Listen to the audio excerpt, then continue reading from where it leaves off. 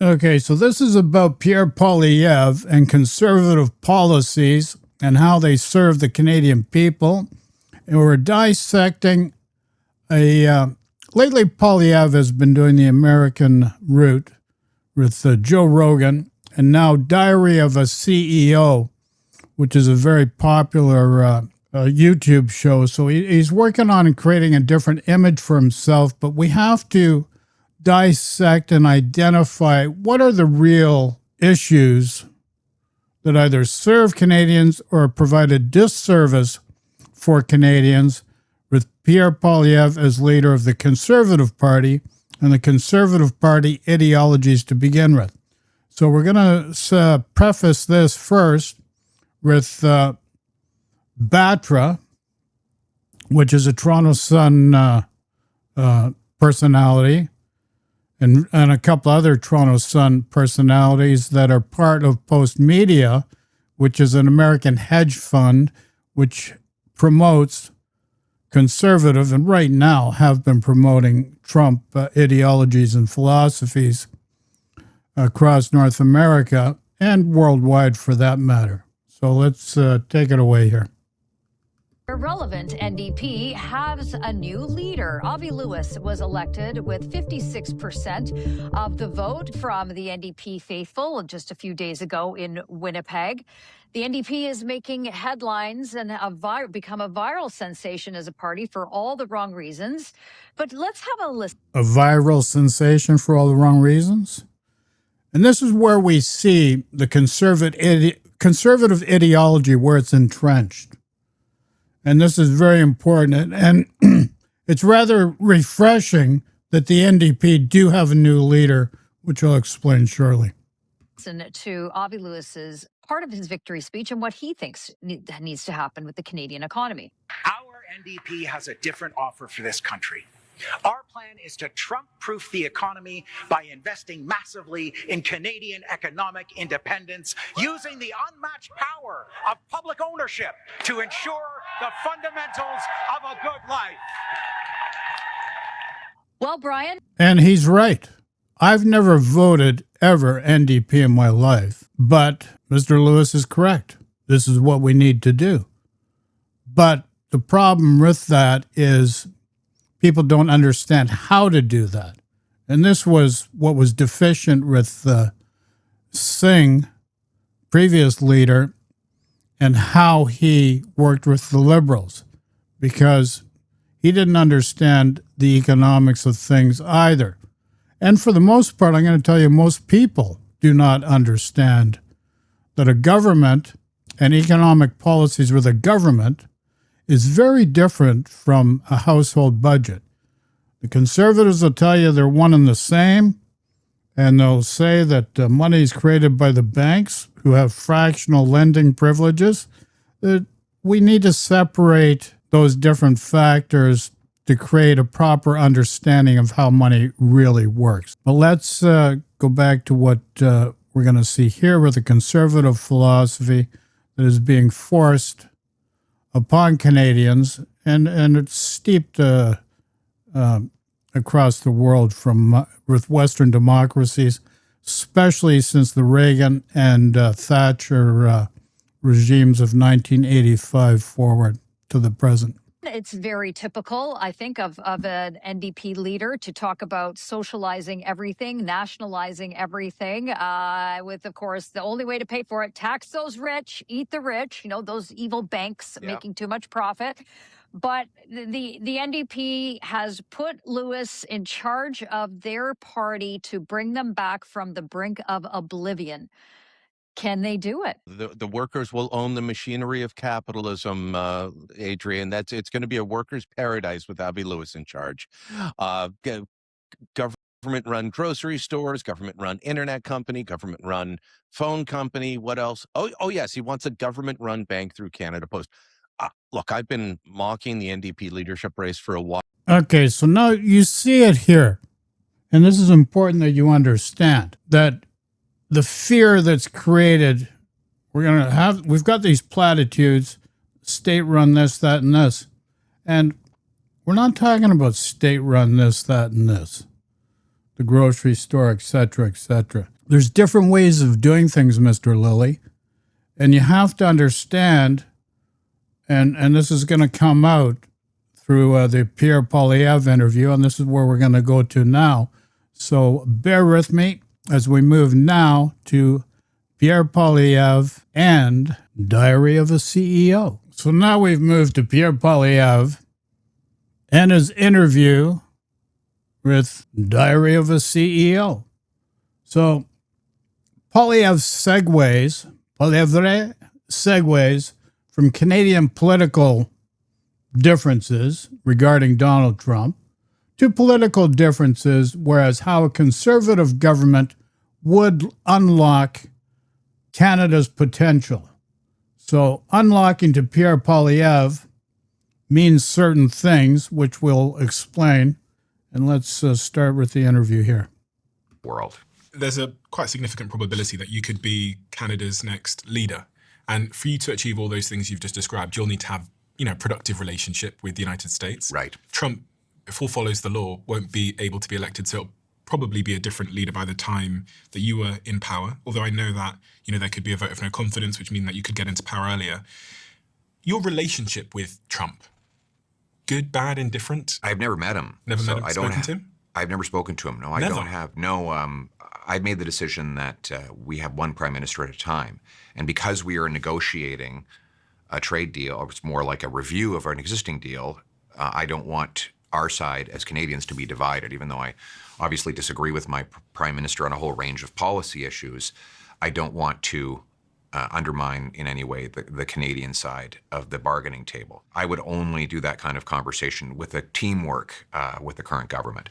But what I've said is that our approach vis-a-vis Trump should be to focus on what we can control. So why not focus on what we can do at home? Unlock our resources, build up a strategic reserve of minerals that are important to our American friends, but also to our other allies. Clear the way to export more goods to overseas markets, build alliances with the United Kingdom, New Zealand, Australia, to diversify and become more self-sufficient. So unlocking to Pierre Poilievre means this: reducing or eliminating bureaucratic obstacles. And you have to understand these obstacles are based on neoclassical economic theory that has created the problem that we're in now with affordability and climate issues. So let's go back to the interview. Using this word unlock. Yes. And clear the way. Yes. What are you referring to when you say clear the way and unlock? Removing bureaucratic obstacles.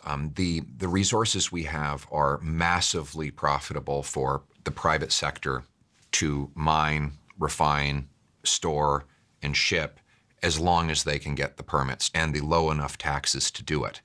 So we need to remove those obstacles so that it now becomes possible for private investment, not subsidized by government, no handouts for business, but private investment to unlock and unblock those resources. You're just saying that you don't want to get in the way of Mark Carney. Well, I don't want to get in the way of... Okay, so let's recapitulate what just Mr. Poilievre just stated. Now, creating private debt financing, which is in the past has led to the economic crash of 2008. That's when governments tried to balance budgets or create surpluses, and then you had too much private debt. Economic collapse of 2008, perfect example, and then they bail out the financial markets, and then it's paid by the average worker. So it's on the backs of the people. This is how neoclassical economic theory works. And that's why incomes have not risen as they should. The bottom-up building, let's face it, if you're going to build a house, and I'm going to use a house analogy to create this metaphor, if you don't have a solid foundation, how are you going to put a roof on the house and expect it to stay on when the wind blows? Times get turbulent. So now you understand that asset inflation and banks, private debtors, banks are private, invest in mortgages, which inflates the price of properties. because for them, investing in mortgages is a safe bet because if something goes wrong, they can seize the property, they can sit on it or do a fire sale, all depending on what their cash position is, how they want to change their balance sheet. So investing in mortgages has created asset inflation instead of asset creation. And this trend has started from 1970 up to this point in this juncture in time. And this is how we've gotten to the problem that we've gotten into now. If you're going to look back, it's not the past 10 years, it's not the liberal years, it's all governments from 1970 to this position now. You can see the trend starting after Bretton Woods in 1947 up till now, if you really want to look at it. So now you understand how house prices have risen to the point that they are not affordable for the average working person. And I'll explain further what that entails. Let's go back to the video. Of negotiations with a foreign country. Obviously, my job is to to be his opposition in the House of Commons on domestic issues and even on international issues, but not to do so in a way that undermines the national interest. A lot of countries aren't like that. It was interesting because you're on Joe Rogan's show. It's got a global audience. Yes. So, if you talk about him there, you're talking about him all over the world. And you said you wouldn't criticize the leader of the opposition unless you were in Canada. But you know that, you're reaching everybody everywhere all the time. True. No, that's true. It's true. But I just think it's a good principle to follow, particularly during a negotiation that's happening across the border in that country. Like, I think it would be a little different if we were in normal times and there was no trade dispute, or if we were in a country with which we have no particular contention. For me to say something critical about the government's policy back home would not have any repercussions for the nation.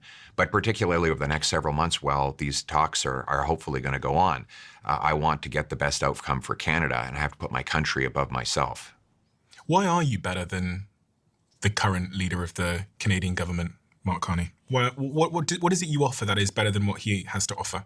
My mission is to make Canada the most affordable, freest and richest country in the world. Okay, so this is very important for you to understand. So all Pierre Poilievre is doing is stating his solutions are based, and this is where you're going to see it come out, it's going to play out, are based on what created the problem to begin with. So the general public needs to be aware, the Canadian public needs to be aware of that important fact, that Poilievre solutions are what created the problem to begin with. And it just makes no sense. And what do I mean by that? If you're going to apply policies to eliminate the problem, and those policies you're going to use to eliminate the problem are the same policies that created the problem, therefore, it's very prudent to assume, it's not even an assumption, we're just stating a fact that conservatives have no solution whatsoever. It's a circular position that just makes no sense. And this I have to emphasize. It's a circular position that makes no sense because you're going to apply policies that created the problem to solve the problem. And therefore, that is a circular position that makes no sense because it helps no one. Let's go back to Mr. Poilievre. My upbringing, I grew up in very humble beginnings. I grew up surrounded by working class people. Yeah, these are my folks. Yeah, that's an old one. Got a photo of you there and your parents and your stepbrother? Your half-brother? Half-brother, yes. So it's my dad and my mother, where they were school teachers. My brother is my half-brother because we came from the same biological mother, but a different biological fathers adopted into the same family. Kind of a complicated story. Your biological mother adopted you at 16 years old. Put us up for adoption at 16 years old. She was 16, and then about 3 years later, she had another little boy, and Patrick, was then adopted by the same parents. And they were two teachers that adopted you and Patrick? Yes, that's right. Yeah, I still remember when we went to pick him up. It was, so we went to this, we got a phone call, and they said, well, there's a little boy who happens to be half brothers with your with Pierre, would you like to adopt him too? And he said, absolutely. So we went over to this building and we walk into this room and there were all these rows of babies. And, we walked past them and then they said, that's him right there. And that was when I met my brother. We picked him up. That's why I thought that's where babies came from. There was a store, we go to a store and get your groceries. There's a store where you can go and get a baby. That's what I thought, because that was my... It's very touching, but at least that gives us a little bit of insight into whatever. Nonetheless, I want to recapitulate that Pierre Poilievre is doing, and what he does state, let's just deal with what we need for Canadians and the world for that matter, that to create massive profits for the private sector, and that's important. His philosophy is that it's important to create massive profits for the private sector and reduce the time it takes to get permits for these corporations to be able to create massive profits for the private sector. In addition, keep taxes low, and that between the time it takes to and the regulations for permits for big business and to keep taxes low, he states that those two factors are the important factors that are the impediments to growth for the people and the state. And this is the important thing you have to understand. Creating low taxes and massive profits for organizations, private sector corporations, are the key to turning around the situation of affordability. And this is the position of Pierre Poilievre and the Conservative Party has been since pretty much the inception. You can go back to Diefenbaker, and they're still based and entrenched in that philosophy and ideology. My first experience with it. And we brought him home. And we grew up in working class neighborhoods. When I was about 3, 4-ish, we lost everything. We got smashed by high interest rates. My mother had saved up enough to buy 2 little rental properties. We lost those and our home. And he stated, I really wasn't going to segue into this part of it. He mentions the high interest rates, and I remember that period of time where it went up to like 20, 22%. And this was how they dealt with inflation. And this is why you have to understand that inflation, conservatives are going to say, well, the government prints money and that creates inflation. And this is where we get the conservative philosophy of creating massive profits for the private sector and low taxes. And what it created was what he's talking about right now that he witnessed. He can't correlate the dots between his policies and the trajectory of the economy based on those policies and how it works in actuality. He's so caught up in the philosophy and ideology of this is our mantra, this is our camp, this is our tribe, and this is how we do things. But doing those things has created the problem to begin with. And he's not able to make that correlation. And here's a perfect example of him stating it because he's going back into memory, and this is what he remembers. I had to borrow from our grandfather to get a down payment so we'd have a place to live. My dad was driving this Oldsmobile that was falling apart, and our neighbors were, working class folks. They were just, electricians, oil workers, police officers. So those are the people I grew up with. And I always grew up admiring those people, admiring what they were able to do, and believing that they were generally taken advantage of by government, never listened to, and kept on the outside of decision making. And my mission has been to bring back what I call the promise of Canada. Okay, so bringing back the promise of Canada. And this is where we have this political seesaw. That's what I call it, political seesaw. So therefore, what we have created, and we constantly do it, is a political seesaw, which is a waste of time for the country and for the people of the country because you have differing ideologies that contradict each other. And it does not serve the general public in any manner whatsoever. It does not serve the Canadian people. So the liberals have traditionally righted the economy that the conservatives created. And let us not forget, the liberals are guilty of things too, so it's not just one party alone. But the trend has been that the liberals have traditionally righted the economy that the conservatives created. Further, a fact that you must understand, inflation, if you look at a chart over the last 30 years, the top 500 American corporations, inflation has been started or created, an inflationary cycle has been created by the corporations themselves because they have to make money. Free markets, and this is where we get back to the conservative philosophy and ideology of free markets.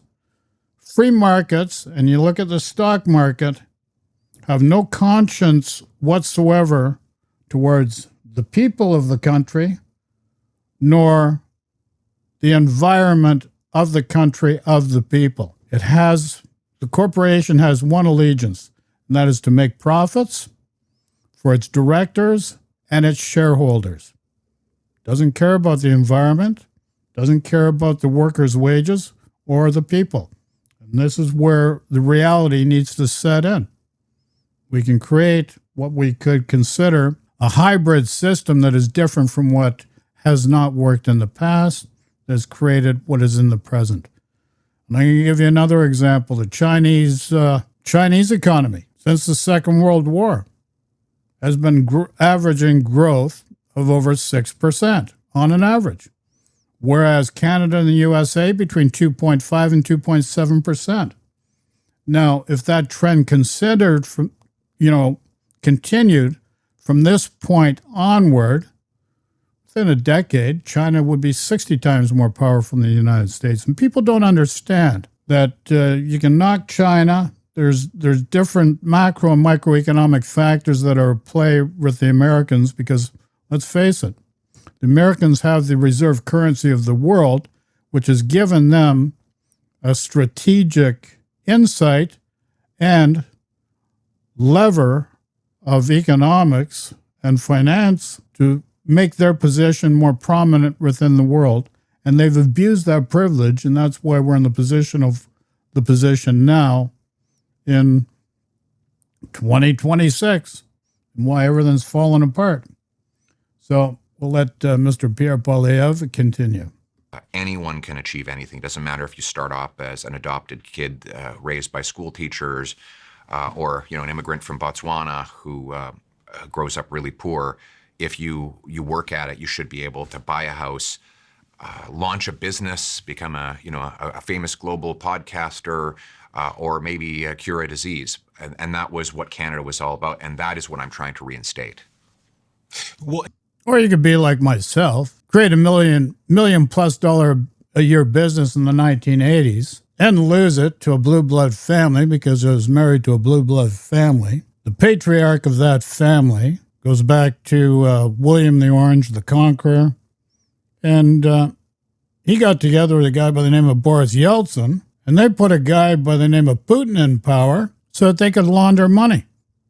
And they used a guy like Donald Trump to launder all these monies, which included Colombian drug cartel money. Got so bad they got kicked out of Panama. Age do you get to meet your biological mother for the first time? 21, 22. My adopted mother was very gracious because I said, I won't meet my biological mother without the permission of my adopted mother. She did all the work of raising me, all the hardships, she put up with all of my rambunctiousness in teenage years and drove me to hockey practice and emptied her bank account to pay for our food and stuff. So I did not want her to feel like she was going to be left behind or forgotten about or replaced. And I asked her, would you be okay if I met her? And she said, yes, of course, because I won't always be here and I always want you to have a mother. And I thought that was a really incredible thing to do because it's such a big part of a mother's identity is that they are the mother of that child. But to have a love that's so much deeper than that personal identity or interest is something I'll always remember. It's one of the most gracious things I've ever seen. I can see the emotion in your face as you say it. Yeah. It's still there. Well, maybe I should be more emotional, but I was basically on my own when I was 14. Got ripped off for everything I owned because some guy wanted to launder money for the Russians. And that's another story. Let's not get into that. But nonetheless, I didn't become a candidate for the prime minister of the country. Do I have an emotional attachment to things, subconsciously or unconsciously? Not to the same effect that we see here. But I just want to get back to what really is the issue. And the issue is this Milton Friedman, neoclassical economic theory of pandering to the corporations and free markets is what has created the chasm of unaffordability for all Canadians and all Western democracies. It's not exclusive to Canada. It happens in the U.S. and all Western democracies, was further accentuated by the pandemic of 2019-2020. But you have to understand this neoclassical economic policy is conservative policy. It hasn't worked in the past. It created the present. So why are we going to think that that policy is going to fix the present that's created by the same policy that created the present? Makes no sense, folks. And this trend started since if you look at it, started since 1947 forward, but most importantly, enter about 1970 to the present, and most appropriately for that period in time. Yeah, I hadn't thought about that in a while. What beautiful people. Yes, we're very blessed, and it's people like these that inspire me, that keep me going in this crazy world of politics. So you get to meet your biological mother at 21, 22? Yeah, around that. Yeah. What does one say? What are the questions one needs to ask, if any? I'm trying to remember. We went on a bit of a road trip from Ottawa to Montreal, and we just got to know each other. She had a lot of questions about how my life had been, and I had a lot of questions about our biological family, about her father, who was a really great man. I would go on to meet a great Irishman, and the circumstances that led to my my conception and birth. And I really came to understand her decision to put me up for adoption. And I've never been resentful for it at all. She was 16. She just lost her mother to a heart attack. She didn't have a lot of means, and she just made a selfless decision that we would have more opportunity if we were raised by someone else. Did you ever learn anything about your biological father? Yes. Yeah, he works at a concrete plant in British Columbia. And so I went and met him. He's a great father with children that he subsequently had and raised. And so he's a very good man as well. And my adoptive father is a teacher, and he gave me a lot of wonderful lessons, and I think is responsible for my way with words. Marlene and Donald? That's right. So Marlene's your adoptive mother, Donald's your adoptive father. They divorced when you're 12 years old. Yes, it would be around that time. I was in grade 5. Very difficult time for parents to divorce. Very difficult time. I remember that period of life very, very clearly, because I remember one day my parents coming to me and telling me that they didn't love each other anymore and that they were going to get a divorce. They didn't. Okay. But I remember which, I think did enough damage. But it was around that age. And I remember where I was stood in the house. I remember what I was wearing when they said that to me, because it's earth-shattering. It is, actually. I can't unforget it. It was traumatizing. Well, my dad told me, and he wanted to tell me alone, so we got into the car. He said he wanted to take me for a drive, and we drove to the local corner store, and we parked in the car, and he told me that there. But it is very traumatizing, and but at the same time, like, they were very, very good parents, so I don't judge them for how they ended up apart. We were very blessed. They gave me a great start in life. Even though they weren't together, they loved us very much, and they gave us all. Having gratitude is very important, and we understand that. But this part of the story has nothing to do with what we need for Canada and Canadians. So my point is now, conservative ideology is designed to create separation, whereas you have an us versus them mentality. Different camps based on tribalism instead of prudent concepts of what actually works for the people. So let's get away from this tribalism. Let's refocus on what concepts that are prudent, that work for the people to create a prosperous, happy life. Now, we've seen this conservative separation, and it's really strong in Alberta, and it's moved outward from there, where separation, and I'm going to go on some tough topics here. Queer policy, the gay, lesbian, transgender, queer policy, and the church or Bible position of a man and woman only within this concept, and no understanding of a human being, and that a human being is all the peoples of the world. It's not separating man and woman. So we get into this Christian nationalism, white supremacist, Zionist movement, where we're separating people because of religion, because of race, and because of gender. And let's understand, we're all human beings, and that embraces all the peoples of the world and beyond. So it is now obvious that in order to prosper requires a different way of thinking and building from the bottom up versus the old way of from the top down triple effect. And we see that in what Avi Lewis is promoting now. And it's refreshing that we're getting a different perspective now from the NDP, because the political arena overall needs that different perspective. Very, very important. And I've stated it's the private sector that has created economic hardship over time. An example is the economic crash of 2008, which I mentioned, because of private debt. In the alternative, it's the government that needs to invest in its own statehood or sovereign nation to build and to serve the people. Not in the way that's depicted by Batra and the Toronto Sun, but in a different way, which I'm going to show you now. And we're going to move on to Richard Murphy. So hold on to your seat, fasten your seat belts. Now we're going to go to an accountant from the UK.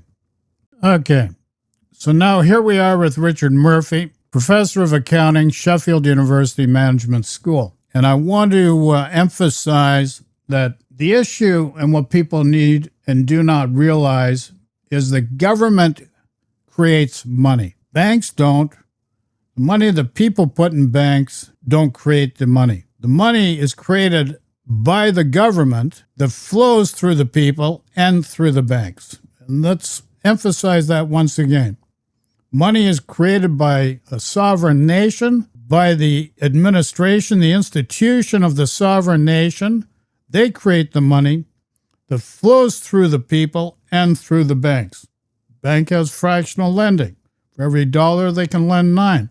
They have legislative privileges that the general public does not have. So it's the circulation of this money that creates the institutions to serve the people.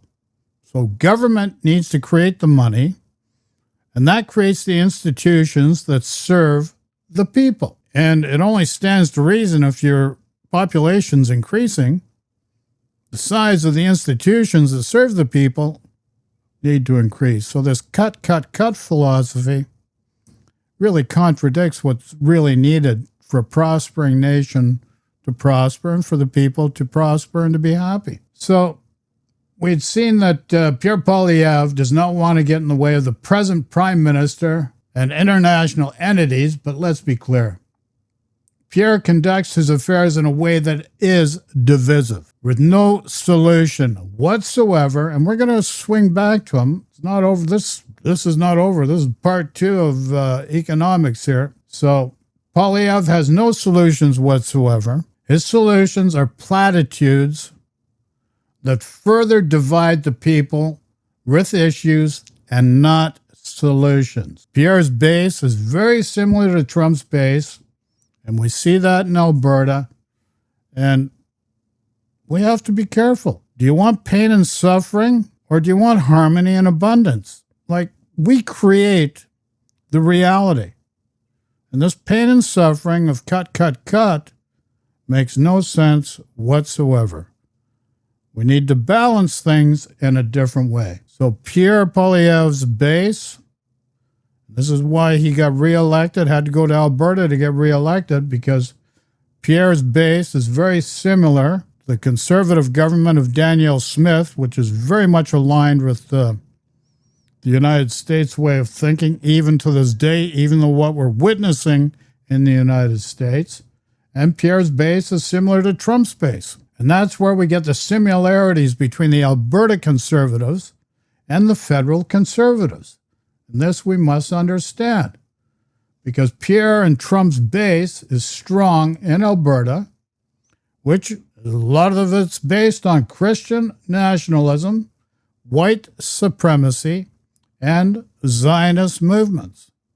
The Zionist movement started in or about 1896, and that's another story. And I've pretty much discussed that in different ways anyways, but conservative principles are based on free markets and minimalistic government. On this basis, it must be understood that free markets have no moral obligation to the people and no moral obligation to the environment and climate control, which greatly affects the happiness of the people, because if you've got your health, you can have a good, prosperous life. If you've got bad health, it's a very bad situation that spirals downward. And they want to get away from public health and get more into private health. So let's go to Richard Murphy. This will be a different perspective for you to see. I want to talk about Galileo, modern monetary theory, and the question of economic truth. That's because I had a conversation with a journalist this week about changing views on money. He had asked for my help with regard to a training session being run by his organization on tax, about which I know quite a lot. But I suggested to him that a session on modern monetary theory would be of more use. He said there was no chance of changing the views in his organization about the way in which money worked. That, he said, would be too difficult to deal with. His belief is that ideas on money are so entrenched that they cannot be shifted. And his view, I think, does reflect the dominant view about economic narratives at present. And this is very important. I want to stress upon this. And this is what we have here in Canada, in the United States, and Europe, UK. This gentleman's from UK, where they flip back to the socialism thing. And it's the free markets and the conservative way of thinking that has created the problem. Now, I'm not saying we need to go to a Marxist way of thinking, but, history has really manipulated people's thinking. And people at the top, 1%, top 10%, have manipulated the system to their benefit. But the people, the regular people, are caught up in playing the game and division that they lose sight of what really needs to be done to work for the people. And so these belief systems have trickled down to the average Joe and average person to the extent that they do not understand what really needs to be done to help. They figure cut, low taxes is going to help people. I'll give you an example. Carbon tax. You got Trudeau turfed. Guess what? Once you got the carbon tax for the general public eliminated, it was eaten up by inflation within a couple months, so it made no difference anyways. So this is my point. Belief systems need to change. China has become a world power because their hybrid economy is an example of how a different way of doing things can greatly help the people. You got to understand, China's communist. You say, well, Russia's communist. No, Russia's never been communist. Everybody thought Russia was communist. It's been an imperialistic capitalist society. Trotsky and Lenin found out they could not morph their society after the Bolshevik Revolution, could not morph their society into socialism and communism the way they wanted.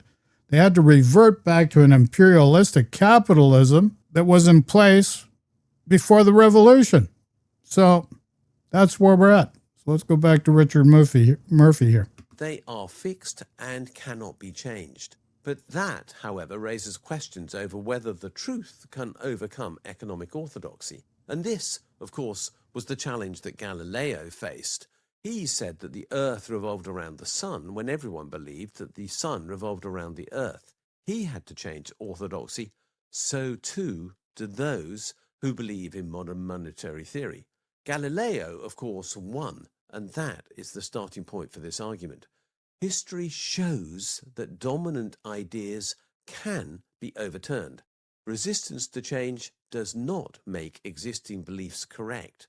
Scientific truth eventually displaced accepted falsehoods in the case of the revolution of the Earth, and the same possibility must exist in economics.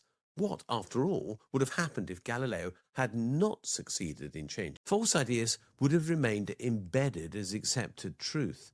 Power would have continued to suppress inconvenient facts, and progress would have been delayed or even denied. That is the risk we face in economics today. There is, therefore, a parallel between Galileo and MMT.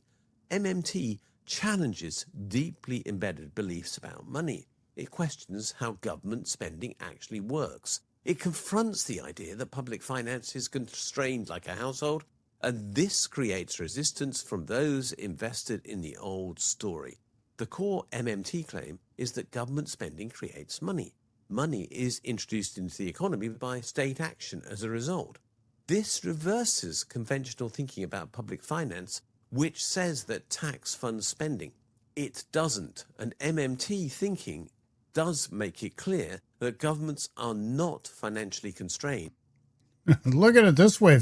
I'm going to put it in a much more simplistic terms for you folks. If the government creates no money to begin with, you've got nothing to tax. So if taxing funds government and funds everything else, then where does the money come from?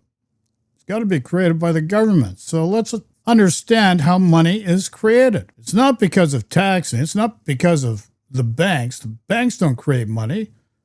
The banks have fractional lending, so they can create 9 times for every dollar they have as an asset, 9 times of the water, so they do have a privilege, but that privilege is given via legislative privileges. Money comes from the government. The government creates money. If the money's not created, there's nothing to tax. So get that out of your head. Let's move forward. Let's change this way of thinking and get away from what did not serve the people to what needs to be changed to serve the people. In the usual way. That is the idea that many people, including the journalist I spoke to, I think, find difficult to accept.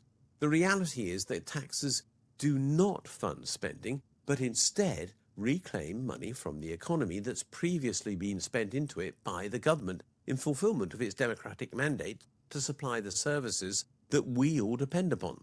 Tax is in that case a tool for managing demand and inflation. And this is more important than anything. We've used interest rates to curb the tail of inflation. Taxation, we should keep interest rates as low as we can and use taxation as a tool to manage demand and inflation in the economy to control the economy. And this is where we've deviated and faltered in the past. And that's why when Pierre Poilievre in the interview talks about this high period of inflation, and that was during the OPEC embargo also, back in the 70s, but they used interest rates. And the economic crash of 2008 is an example of private debt from banks and other private finances have created the problem. We have to rebalance the system in order to create an economy that works for the country, works for the people. That reframes the whole purpose of a state's tax system. In the process, it challenges the household analogy of government budgeting, and it alters how we think about fiscal policy choices. The idea is resisted because it overturns familiar narratives, and influential voices fear having to admit that they have always been wrong. That, I suspect, is the biggest reason for resistance to MMT that exists of all. Institutional power depends on maintaining current beliefs, and that power is pretty strong, and that of MMT is not. At the moment, the risk is that the media and commentators are reinforcing the orthodox story, and change is threatening their authority and credibility as well. That's why they may be persisting in their refusal to recognize a story that they know is true. There's fear in admitting their previous understanding of money, and it's as strong as that of the politicians and economists. Economic reporting is often presented by those with little training in economics, and they do as a result repeat orthodox assumptions. That shapes public understanding in misleading ways, and it blocks meaningful debate on how the economy really works. The cost of misunderstanding now is, however, very high. Policy decisions are being based on incorrect assumptions. Public services and investment may be unnecessarily constrained, and we may get austerity because the truth is not understood. The economic potential of our economy is, in effect, being limited by false beliefs, and society is going to bear the consequences. Not society is going to bear the consequences. Society has bared the consequences. And this is a wake-up call to realize that we need a different way of doing things. Cannot just accept the status quo because that's what people tell you. You give your power away because that's what they tell you to do. Believe in me. Well, believing in those status quos has created the mess you're in now. So what are you going to do to change, to make things better? You're just going to fall back to what didn't work? And this is where that circular misinformation, disinformation, and confusion just based on ideologies, platitudes, and not what actually works. People say, well, MMT, that's nothing but nonsense. It's only a theory. Just like neoclassical economic theory is based on equilibrium and supply and demand. Once you take equilibrium and supply and demand and put it in the real world, you find out that that theory doesn't work, and that's where you get to where you are right now. And that's why the framework of the economy needs to be changed to serve the people, not to serve just a few people. It's the difference between pain and suffering or harmony and abundance. And it's really that simple. And we're going to end up moving back to Pierre Poilievre. Let's see if Richard has more to offer here. Of those errors. My belief is that we may be approaching a Galileo. The choice is now between truth and comfortable illusion. But that comfortable illusion is now leading to consequences that are themselves so uncomfortable that truth might have to prevail. We might need change that will require willingness to rethink the basic economic assumptions on which all our thinking is based. As a consequence, those who are trying to shape public opinion on this issue do now have the opportunity to raise questions that might challenge the power of the prevailing narrative. So, will economic truth displace entrenched orthodoxy, or will fear prevent necessary intellectual change? History suggests change is possible, but not guaranteed. He's right about that. And if you want to change how life is being led, you need to change the policies. You need to change the old belief systems and create a belief system that actually works. You can't keep defaulting back to what doesn't work. That's just a sign of insanity. It makes no sense. Now we're going to circle back to Pierre Poilievre and his interview so that you can understand the philosophy and ideology that is entrenched within the conservative movement. So let's move back to Pierre Poilievre and the Diary of a CEO. Okay, we're going to move back to Pierre Poilievre, Diary of a CEO, conservative socialism versus conservatism, and various other economic beliefs of Pierre Poilievre. So let's take it away. That changed your perspective and therefore, your policies and your career? I have found that those who push a socialist ideology have a gross contradiction in their view of human nature. They say that human beings are wretched, self-interested, greedy when they're in the private, voluntary economy, but they're angels when they're in the governmental economy. And therefore, they argue that the government should just control everything because then we have all these angels that will decide for us, decide what we get to, how our money is spent, what we're supposed to believe in the modernist day, what kind of vehicles we drive, what we should think. But that is a huge contradiction. If man is not capable of deciding for himself, surely he's not capable. You have to understand that's a created belief. And what Mr. Poilievre is doing is creating a belief system based on his beliefs. Does it serve you, the person? This is something you have to decide. Capable of deciding for others. And I think the worst vices in human nature come out when there is too much power and concentrated in their hands. Absolute power corrupts absolutely. So my ideology is that we should disperse power, that it should be a bottom-up system with as much freedom and agency as humanly possible, that people should be free to choose for themselves, and that the purpose of the government is to do only those things people cannot do for themselves. But here's the contradiction, and this is what I've pointed out to you from the onset of this video. Free markets have no conscience. They do not have a moral obligation to the people, and they do not have a moral obligation to the planet. They do not create a bottom-up approach. We've seen the 1%, the 10%, and the bourgeois crowd, which is the middle class, bourgeoisie, has been eliminated. So he's contradicting terms right here, right in front of you. He wants to go back to a building from the bottom up, but getting rid of permits, minimizing government, and reducing taxes got us into the situation of unaffordability and the crisis you're in right now. And it's worldwide. It's not exclusive to Canada or North America. It's worldwide. So all he's doing is promoting what didn't work in the past that created the present to use going forward. So you're just creating the mess that you created and just continuing with that trajectory.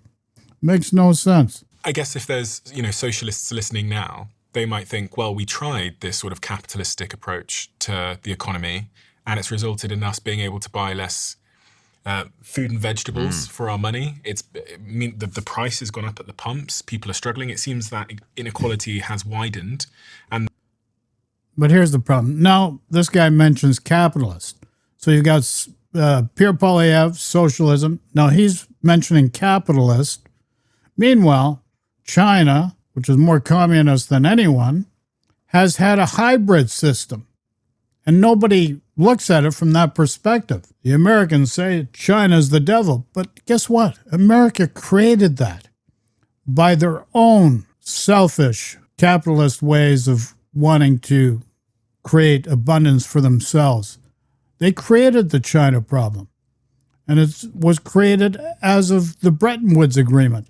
John Maynard Keynes wanted to do trade with a very different financial setup called the Bancor versus being pegged to a reserve currency. But the accountant for the state said no, because the Americans were in a positive trade situation at that point in time in history, and they wanted it to benefit them. They were going to be the reserve currency for the world. They had the privilege of that, and that was a result of the Bretton Woods Agreement, further modified by a guy by the name of Richard Nixon in the 70s, who took away the gold standard. Gold standard had to be taken away anyways. People argue that that's not the case, and that's why we have a problem. But no, that's not. Inflation An economy is built on trust more than anything. Just trust. And it's as simple as that, and it's been that way since the time of the Romans. And this is what we need to really understand and create our belief systems around what really has happened instead of a modified story that people have used to create what we have now that doesn't work. The working class seem to be struggling more now than ever before. They can't buy homes anymore, like my parents or my grandparents could have. So clearly we need socialism, they would argue, because the current system has not worked. Well, no, we don't need socialism. And this is where you create this problem, because people hear socialism and they think it's like a friggin' rabid dog. And this is why this nonsensical way of using words has to stop. It just makes no sense. we have now is socialism for the very rich. We have governments that are actively redistributing wealth from the working class to the very, very wealthy. And that is why we see record inequality. Government is actively intervening in the economy to forcefully redistribute wealth up the chain. Up the chain? Absolutely. And there are countless examples of it. When they block home building with heavy regulations. No.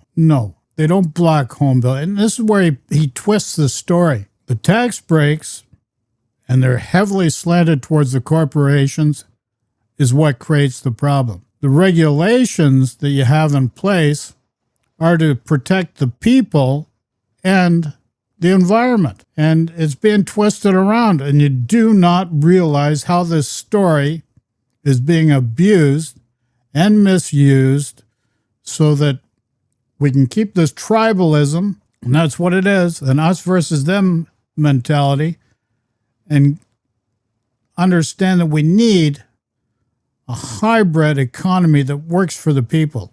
You just can't go back to what didn't work. And he's trying to convince you that what didn't work is going to work for you now and in the future. And that's where the paradox comes into play, because you keep defaulting to a belief system that never worked, has proven it does not work, because the present is an example of what it was, is, and will be if you continue down that path. They limit the supply of homes. Those who have mansions, therefore, are richer because their houses are worth more.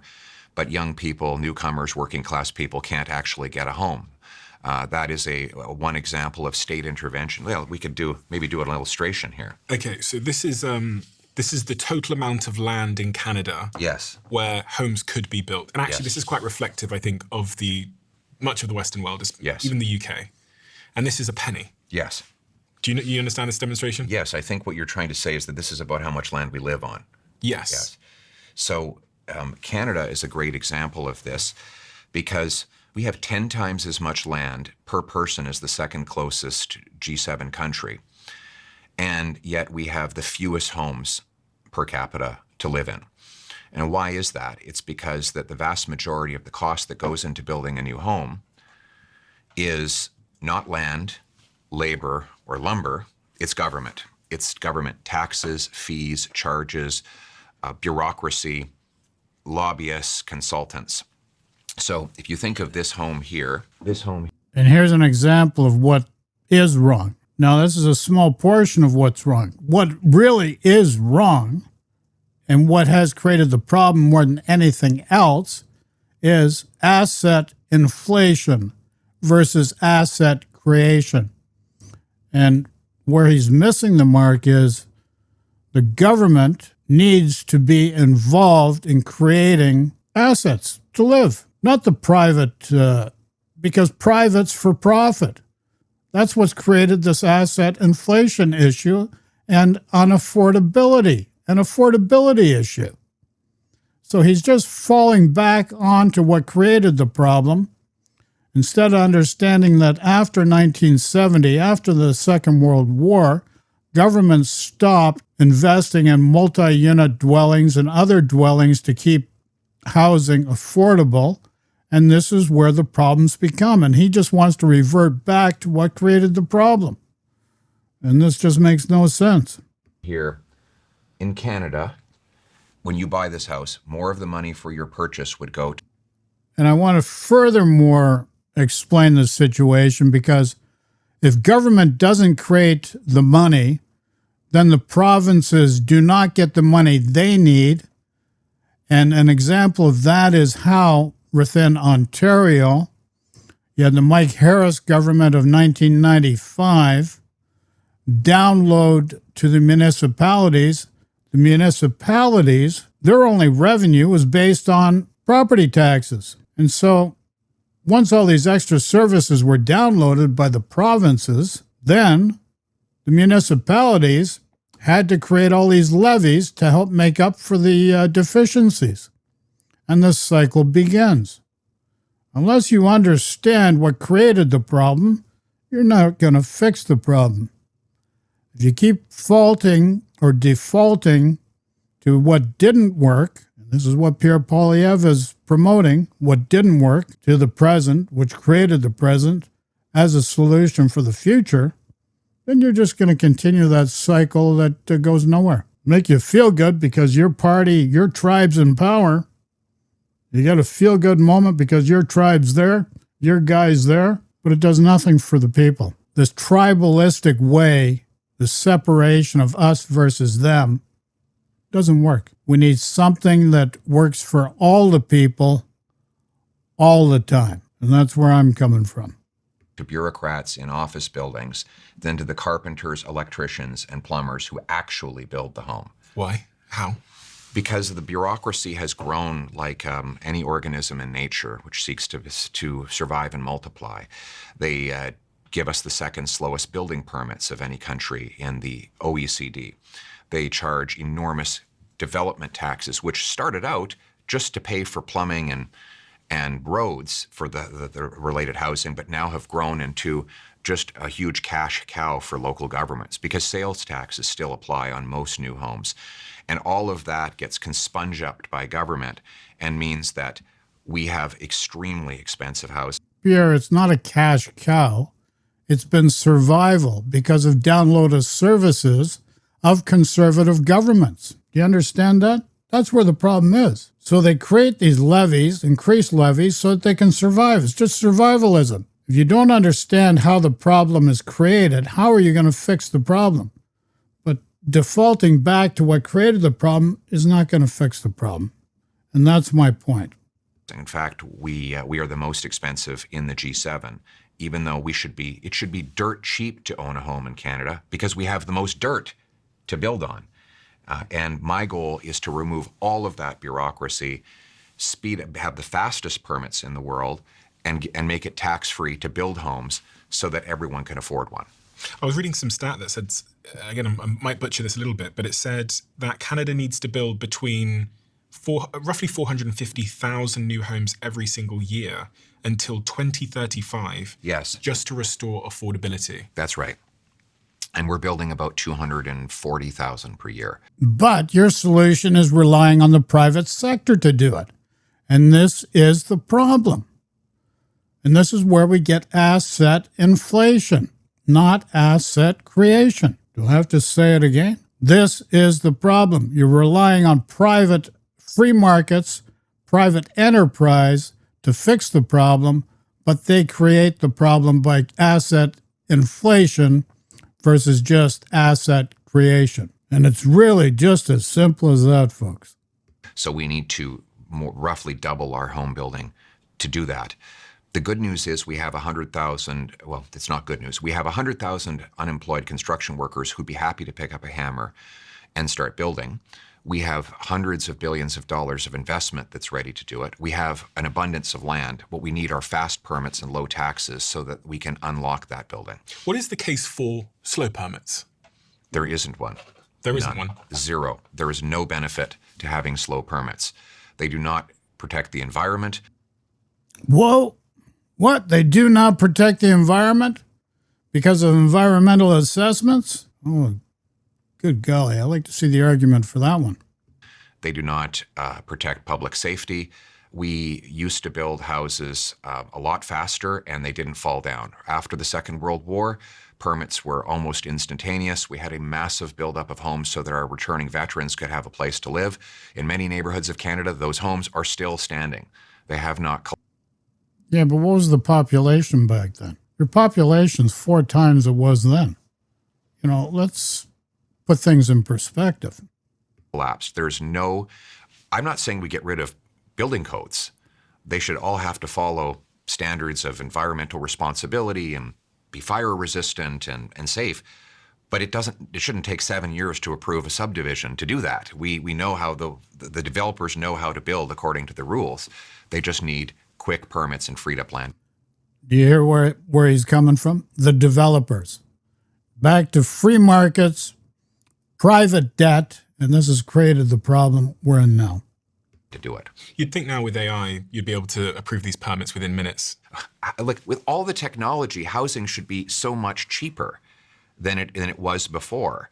In fact, everything should be so much cheaper. But this is another area where government is redistributing wealth from the working class to the super rich. It's the monetary inflation, where we're creating cash at a far faster rate than we're creating the stuff that cash buys. We've, in Canada, increased the number of homes over the last 10 years by 13%, but we've increased the money supply by 100%. In other words, there is now the growth in the money supply is 8 times faster than the growth in the housing supply. Which means for the average person that it bids up the price. Now, that's got to be the dumbest equation I've ever heard. That's just nonsensical. And you're hearing it right there from the horse's mouth. That is just plain stupid. Absolutely nuts. And if you believe that and you buy into this nonsense, damned you. Because this is just not true. Now, you might say, well, if everybody's equally getting their share of that money, then who cares? But they're not. There's something called the Catalan effect, which is that the first people to touch the money in a monetary expansion are those who are already wealthy and already connected to the financial system. So when government creates cash to fund its deficits, it doesn't just dump the bills out of an airplane into a suburban neighborhood. It injects it into the banking system by buying government bonds at inflated prices. Hold on. You don't even know how money works. Those deficits are going into programs to support the everyday people. You're just twisting this around, which really is sad. You're doing a disservice to the people that vote for you. You're doing a disservice to the people of the country that you've alleged to serve from your heart, not from your head, from your heart, to do what's best for the people and all the people all the time. So this just contradicts that right here, and you're witnessing it right now. Prices, and those who trade in those bonds are the first to get the cash. Those connected to the financial system are the first to borrow it.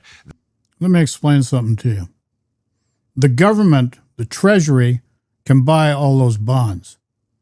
And then you're going to have the banks saying and complaining they've got nothing to create an investment income for themselves to help nurture their assets to create private debt and lend to the general public. And you don't get it. You're being sold a bad set of goods because this guy doesn't really understand how money works. And you're buying into it. Makes no sense. Avi Lewis of the NDP, he's on the right track. But does he know how to use the economy in a proper way to do that? Because the NDP in the past want to do all these wonderful things, but they don't know how to structure the economy in order to create the trust needed to be able to accomplish what's needed.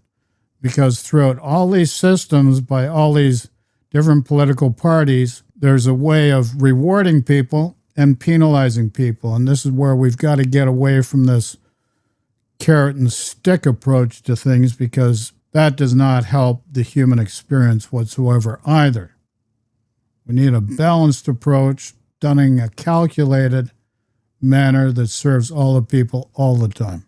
They get to deploy it before it loses its value. By the time it trickles down to the working class people, it's lost its value and their wages have been destroyed. And this has been happening on and off throughout all of human history. But it's been particularly bad in the last 55 years. And that is why I think the working class across the Western world is so angry. Canada have consistently dropped down the sort of happiness league table? Well, actually, from 2015, we've gone from 5th to 25th. The 18th, we went from 18th to 25th just in the last year. So you were the 5th happiest country in the world, and now you're 25th. That's right. And part of it is food. We have the worst food price inflation in the G7 today. It's due to a lot of hidden taxes that are baked into food production. We have an industrial carbon tax that it charges on farm equipment, fertilizer, and food producers. We have a new fuel tax that's just come in. Single-use plastic is now banned, which makes it so that food goes bad about 5 days quicker. So it sounds kind of... Hold on. Do you understand the effect that single-use plastics have on the environment? There's different ways of doing things, and you're obviously not aware of the different ways of doing things that help the people. And this is where it's not working. This will not work. And you can't buy into these platitudes because they don't work. They do nothing to accentuate the human experience. And this is so dangerous, because when money becomes more important than a human being, we've got a real problem. And it's just a construct, just beliefs and constructs. And the constructs of the financial framework can be changed. The constructs of the belief systems can be changed. And what do you use as a factor of deciding which way you should go or shouldn't go? And it's very simple. It's, do you want pain and suffering, or do you want harmony and abundance? And it really is that simple. But this Darwinian way of climbing on the backs of others to get ahead serves no one. Does not serve and create a loving human experience. Doesn't help anybody. Very virtuous. We're not going to use plastic anymore, but it ultimately means food goes bad, and somebody pays for that. So I want to get rid of all of those taxes and fees and unnecessary regulations that do nothing for our health and safety, so that we can have more affordable food. But you mean single-use plastics and plastics have nothing to do with health and safety? How many small particle pieces of plastic does the human carry because of that ignorance? And these are the questions you need to ask yourself. More broadly, we have to get rid of the monetary inflation that I described. As I said, we've doubled our money supply in Canada from 1.4 trillion to 2.8 trillion in 10 years. So it is not actually that these things cost more. It's that the money with which we buy them is worth less. Because we're creating so much of it. And No, it's not because of creating money. It's because of asset inflation.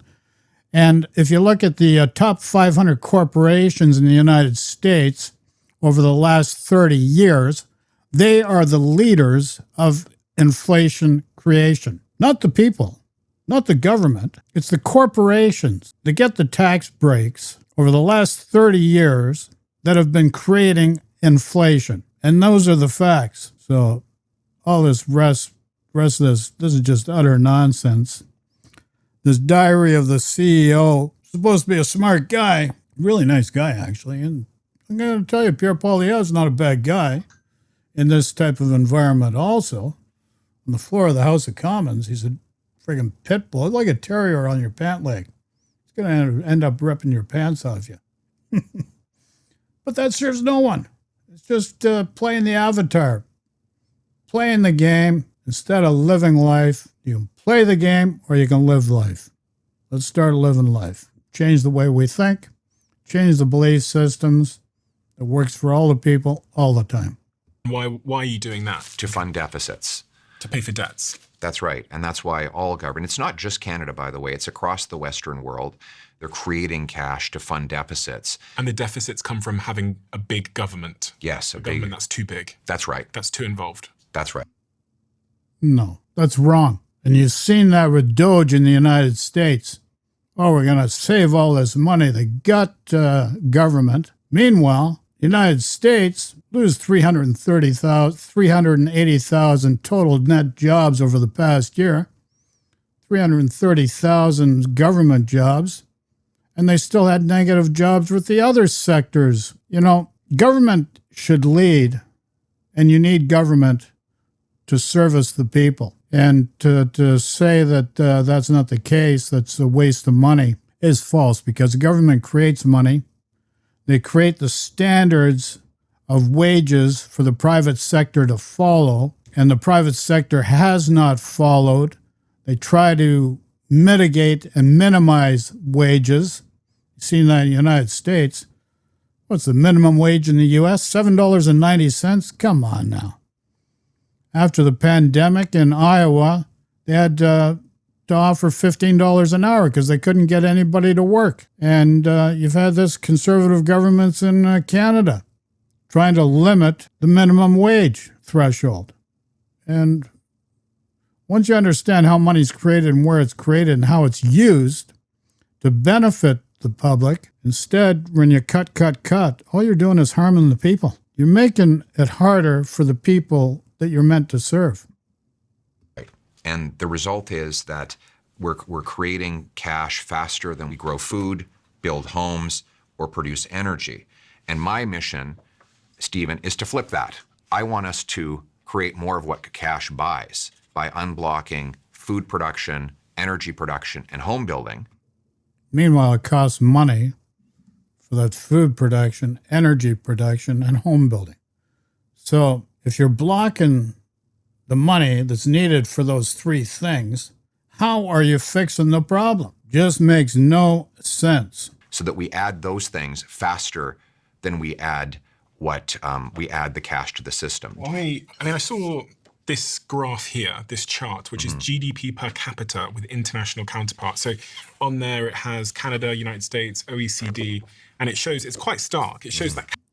I mean, quite stark. GDP per capita is a bit of a misnomer. It does not reflect the quality of life. Like, say the United States is ahead of Canada, but, they've got no health care. And they're taking away health care to the average person to finance the rich. That was the big, beautiful bill with Donald Trump. Taking away Medicare. He had a plan for 10 years. He had a concept of a plan, still not there. Takes away food stamps, Medicare for the average person, and gives to the rich. Just makes no sense. You've seen it. And now they're talking about GDP per capita. This makes no sense. In Canada, you've got conservative governments trying to privatize healthcare and to go after the U.S. system and model the U.S. system, and that does not work. Tommy Douglas had the right idea. He knew how to do it, and it worked very well in Canada. It's only since the Reagan and Thatcher era of 1985 that this has created this cycle of neoclassical economics that's created the unaffordability issue right now. Canada has basically plateaued in terms of GDP per capita. For the average person, what is GDP per capita? What does that actually mean? It's your income, really. It's it ultimately, the GDP, the gross domestic product, is the value of all the things that you produce. If you're producing more per person, over time, people will see their wages rise, their real wages rise. If you don't produce more per And that's been proven false because it hasn't happened. And you buy into these platitudes and into these slogans. It hasn't happened. person, then your wages are flat. And so that is what we've effectively had in Canada over the last 10 years. Why? And you're going to notice another trend. He mentions 10 years. And you're going to say, well, what does he mean? It's the Trudeau years. And this has been sold to the general public. And this is how they say it, the Trudeau years, the Trudeau years. Meanwhile, Stephen Harper and this guy, Pierre Poilievre was the housing minister. They were in government beforehand. And guess what? When they got elected, they promised all this infrastructure spending. And then they found out, even though Stephen Harper was an economist, they couldn't finance that infrastructure spending. So they came up with all these excuses. And the reason, really, if you look at it, the reason why they couldn't is because they did the same thing over and over again. Deregulate to make permits faster and quicker. Lower taxes, which meant they didn't have the income coming in so that they could finance these projects. And they're trying to balance budgets. and balancing budgets make no sense because the population's increasing. So therefore, the money supply needs to increase. And therefore, you need to finance and invest in the institutions that support the general public and what's needed by the public to live a harmonious, happy life. Once you understand that inflation's been caused by corporations, your rental housing, you've had no building of new multi-unit housing since 1970. Conservative government like Doug Ford in Ontario has taken away price controls. And then you say supply and demand in equilibrium, which is a neoclassical way of assessing a good economy.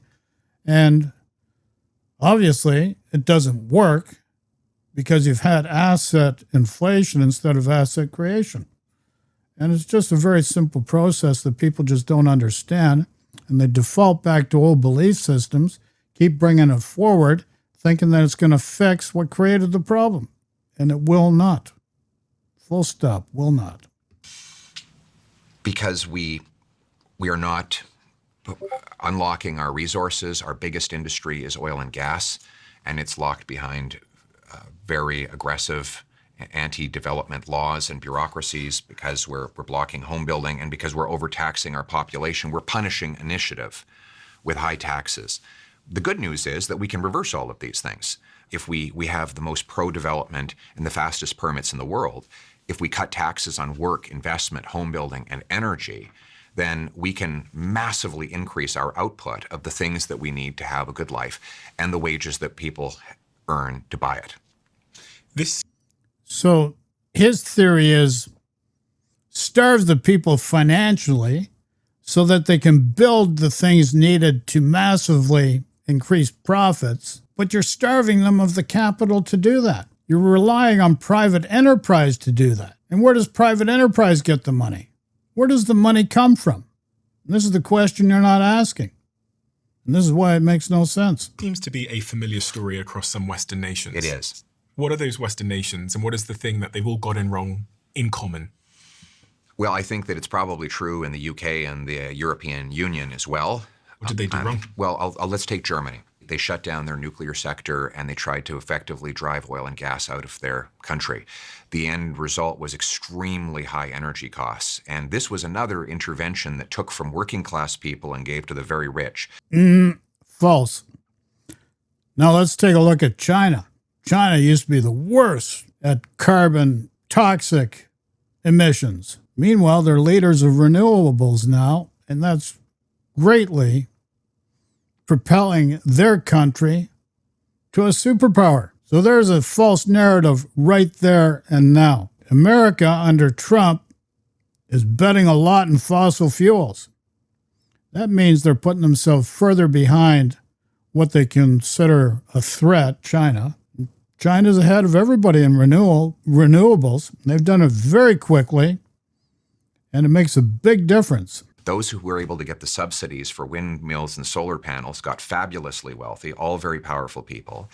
But the workers in the plants and the mines of rural Germany ended up losing their jobs and paying higher prices for electricity, all of which, by the way, has been reversed because now the Germans are back to burning coal. So it did absolutely nothing for the environment. This is another example of government intervention totally screwing over the working class, a phenomenon. Do you think the Russian-Ukraine war might have had an effect because Russia used to supply a lot of that oil to Europe? Like, come on now. Do you wonder why this guy like Trump is best friends with Putin? Trump tariffs Canada. Meanwhile, no tariffs on Russia. You know, there's more to this bigger picture than what is apparent here, Mr. Poilievre. And to be prime minister, you really need to be aware of these factors. But that's not what you're selling the general public, which makes no sense. Across the Western world. And this is the big lie. The big lie is that when government gets big, it gives people their fair share. What it does, in fact, is it gives the money and the resources to those who have the most political power. Those people are all rich, and it pays for it by taking from the working class. So my mission... That's bullcrap. That's absolute bullcrap. And you, the public, to buy into that, it's not working because it's created where you're at right now.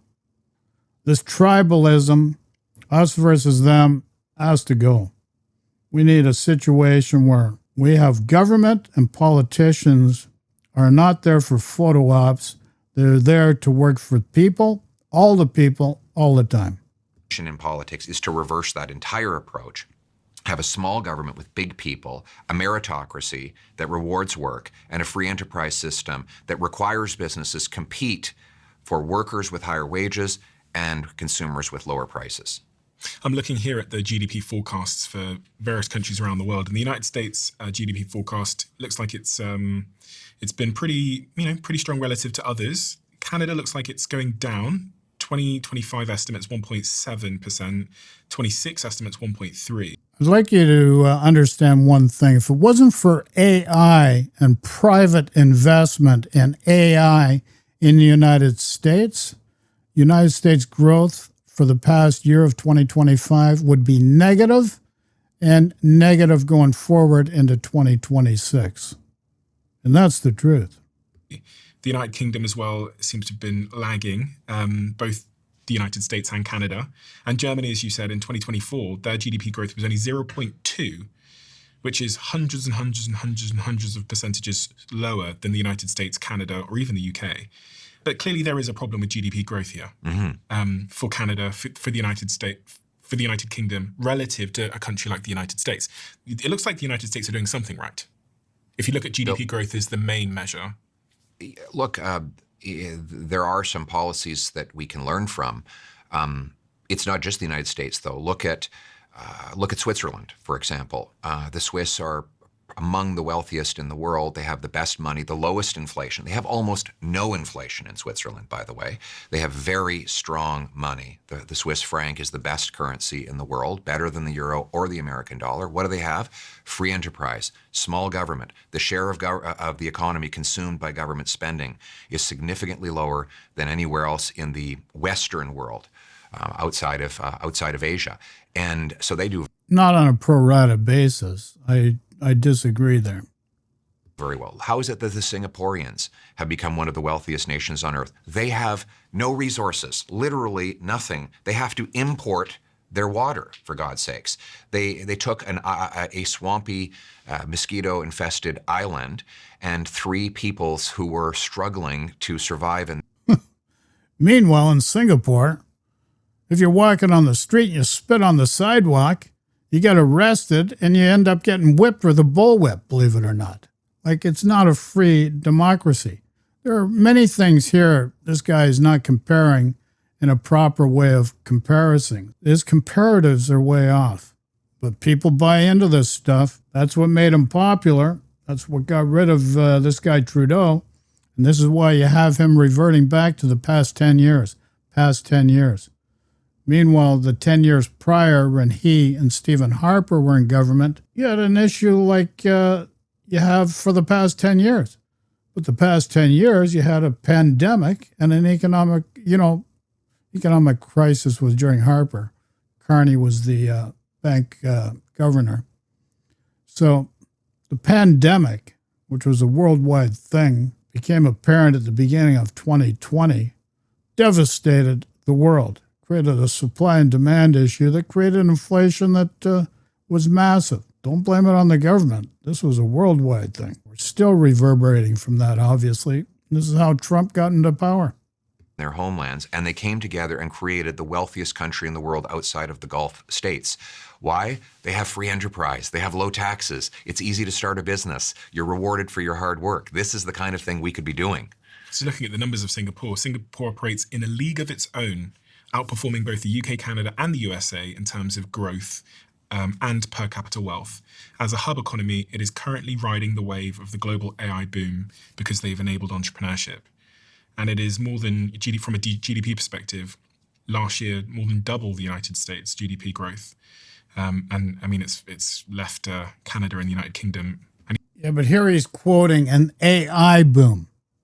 Artificial intelligence, linguistic language model.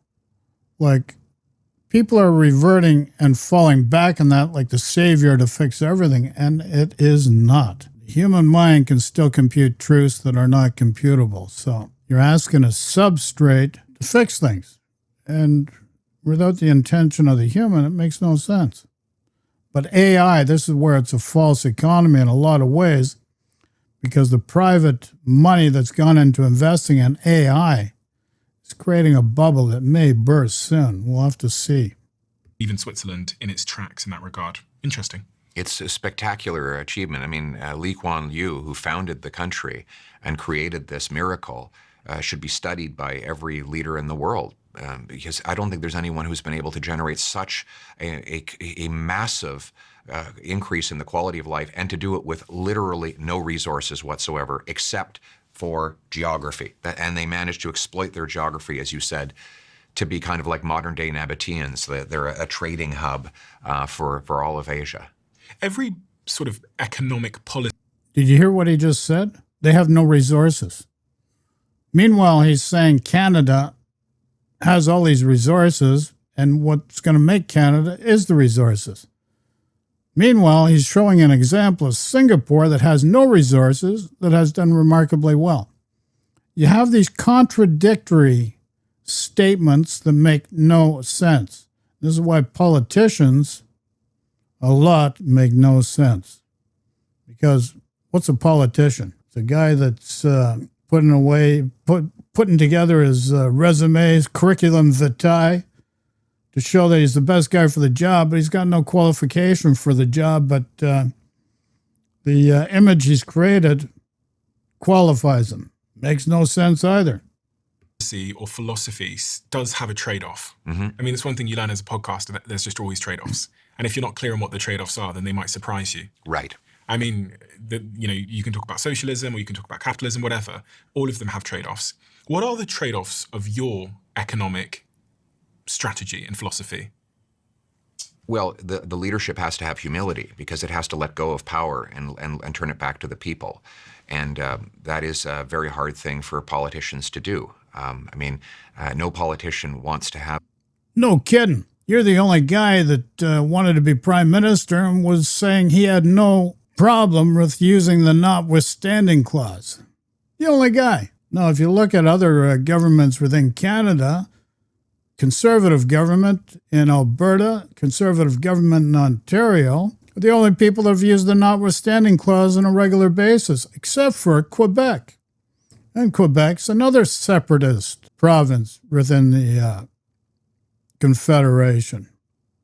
Meanwhile, Quebec had an interesting situation. They're coming into play in the Upper Canada, Lower Canada situation. Dates back to the 1700s, when the French were losing to the British. And so they did a deal and allowed for the French to exist within Canada free and without worry, instead of slaughtering them. But the Quebecois have forgotten about that. Do not live in gratitude for the fact that they have a cultural privilege that nobody else has in the Confederation. And the second language of Canada is French, but they want to separate because they think they can make things better. Alberta wants to separate because they think they can make things better. And they see, especially Alberta, is greatly influenced by it's a conservative incubator. And this is where you got the situation there, where Quebec is totally a different thing, which is a different factor altogether. Back to this video. Written on their gravestone, he stayed out of the way, left people alone so that they could do great things without him. Although I think we'd be better off if more of them did. But I should also say that, there is a role for government. I'm not suggesting that there isn't. There should be a basic social safety net that provides the things that people who are less advantaged would not be able to have for themselves, to make sure that everyone has health care, even if they can't afford to pay for it, that there's basic schooling and roads and infrastructure. But what happens is that once you get beyond providing those basics and government starts to metastasize into, all kinds of other things that are not its core responsibility, each dollar spent has less and less return. And then it turns into a negative return, where the more they spend, the more damage they do. And I think we're beyond that point on the curve. Because I'm thinking about how immigration ties into all of this and to GDP growth. I think in Canada, from the research I was doing, there has been a decline in birth rates. Yes. So there's significantly less people getting married. There's significantly less people being born. So how does one run their economy when you're not having new children being born without bringing in lots of immigrants to help support that economy?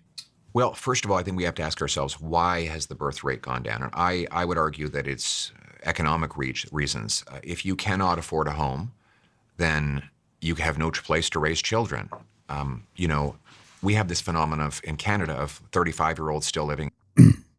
So the problem is affordability. And who created the affordability problem? The government. So here we're going down a slippery slope here. This is not the real issue. The immigration issue, which is going to come up maybe within this further conversation, the real immigration issue is racism, Christian nationalism, white supremacy, and the Zionist movement. And this is where the anti-immigration push has been coming within the North American sphere and Europe as well, any Western democracy, because of racism. In their parents' basements. And how do you even get a date? I mean, how do you bring a date home? It's a challenge.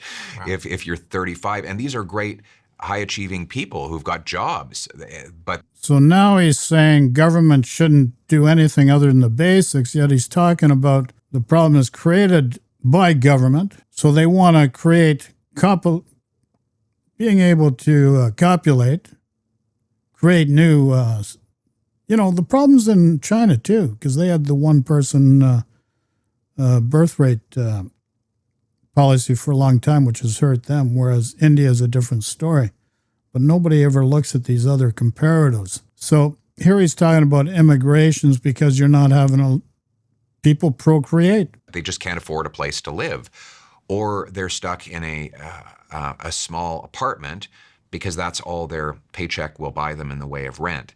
And so I think for those economic constraints, we have a lot of young people who otherwise would love to have children in their late 20s, early 30s, who simply have nowhere to raise them. Am I right in thinking that a lot of these Western economies have allowed a lot of people into their countries to make up for the willingness or desire or the availability of people to do the sort of low-wage jobs? Is this what's happened globally? Because it's what people tell me in the UK. Yes, I think that a lot of multinational corporations have abused the immigration system in order to drive down wages.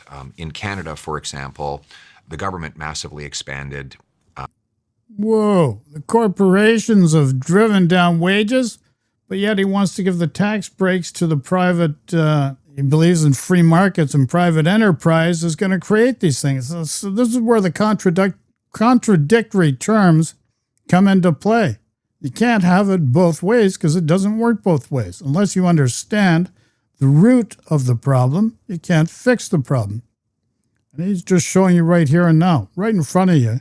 He does not understand the problem because now he's blaming the corporations for pushing the price of wages down. Meanwhile, his policies, quick permits, low taxes, so deregulation and low taxes, who benefits by that? The corporations. Meanwhile, he's saying the corporations are the problem behind pushing wages down. Makes no sense. This is why I've been saying right from the beginning of this video, he does not understand how to fix the economy. Not whatsoever. He's just a false god. Idolatry does not work. You need real people with real solutions to real problems for all the people all the time. None of this nonsense. The international student and temporary foreign worker programs, and that allowed corporations to pay artificially low wages to people who do not have the same mobility rights and opportunities, and that drove down wages, displaced people from their jobs, and ultimately ballooned housing costs. And so my position is that we need to...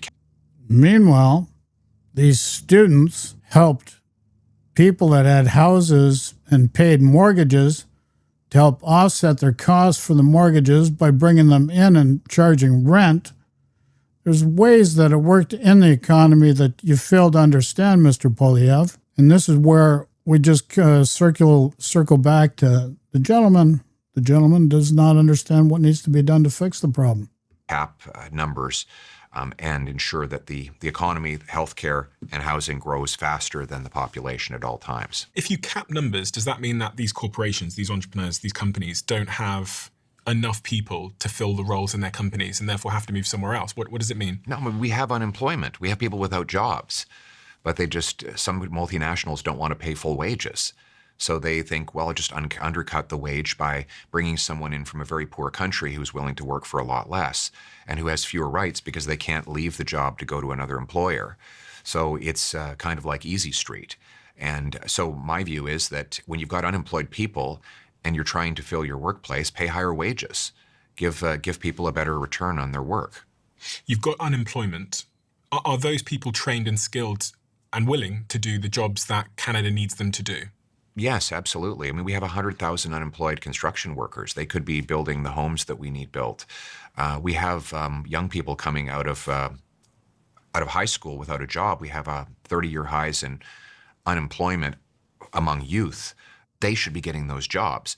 And, Starbucks says, well, they don't want to take them. Well, maybe you're not paying enough. If you're not paying the right wage, then you're not going to get the right worker. But pay an equivalent wage and you'll attract a worker who will do the job. Yeah, but your philosophy is to give the tax breaks to the corporations because then the corporations will invest in the people. Got to understand where the problem is, buddy.